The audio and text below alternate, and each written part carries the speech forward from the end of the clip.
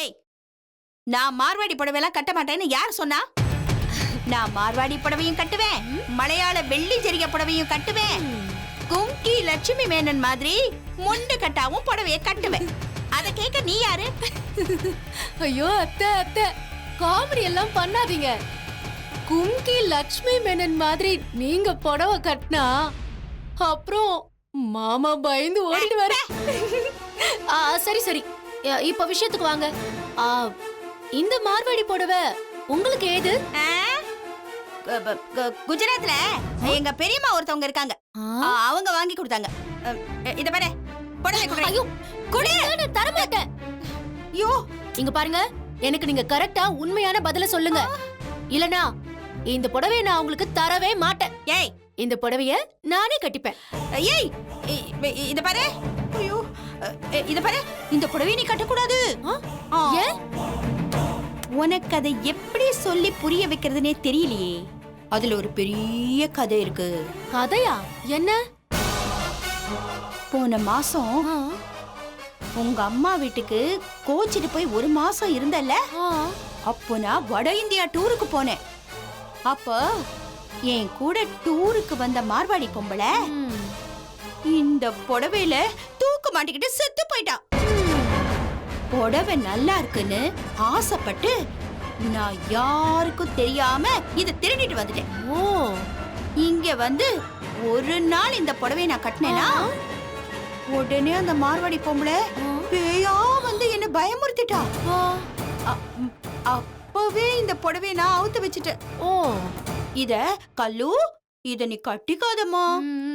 அப்புறம் அந்த மார்வாடி பொம்பளை பேயா வந்து உன்னை அப்படியே புடிச்சுக்குவா. கதை அப்படி போகுதா? ஆமா கல்லு, இது கதை இல்ல கல்லு, நிஜம். சரி, இந்த புடவைய எதுக்கு கொண்டு போய் ட்ரை வாஷிங்ல கொடுத்தீங்க? சந்தேகத்துக்கு பிறந்தவன் எப்படி எல்லாம் கேள்வி கேக்குது பாரு.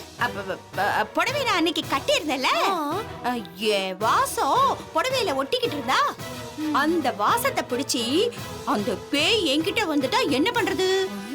அத நான் என் கையால கூட துவைக்க கூடாதுன்னு தான் ட்ரை வாஷிங் கடையில கொண்டு போய் போட்டுட்டேன். சரி சரி, அதுக்கு எதுக்கு கல்பனான்னு ஏன் பேர்ல நீங்க பில்ல போட்டீங்க? கல்பனாவா? கல்லு இல்லையா? இத பாருமா, நீ ரொம்ப ஆராய்ச்சி பண்ற. இத பாரு, இந்த புடவை என்கிட்ட கொடுத்துரு. குடுமா, இந்த புடவைய நீ வச்சுக்க வேண்டாம், நாம உடனே எரிச்சிடலாம். எதுக்கு அதை எரிக்கணும்? சும்மா இருங்க, இல்லன்னா பேய் வரும். பாவி மகளே, கொண்டாடி.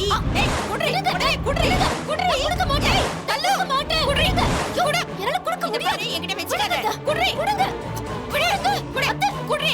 இத பாரு, இதெல்லாம் நீ கையால தொடவே கூடாது. எனக்கே பயமா இருக்கு பாரு. ஐயோ வேண்டாண்டி. ஐயோ இத பாரு, கையால தொட கூடாது. நோ பாப்பா, அத்தை சொல்றது வேண்டாண்டி. விடு விடு விடு. ஐயோ அத்தை, என்ன பண்றீங்க? ஏய், பேசாம இருடி.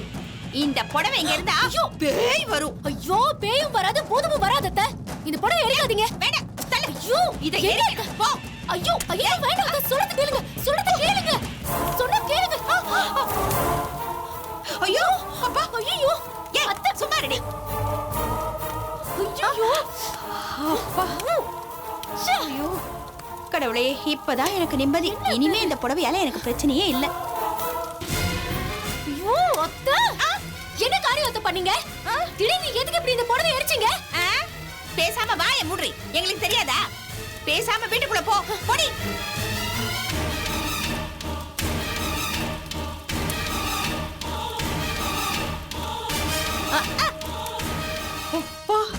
போகும்போது கூட இவ எப்படி சந்தேகமா பாத்துட்டு போறா.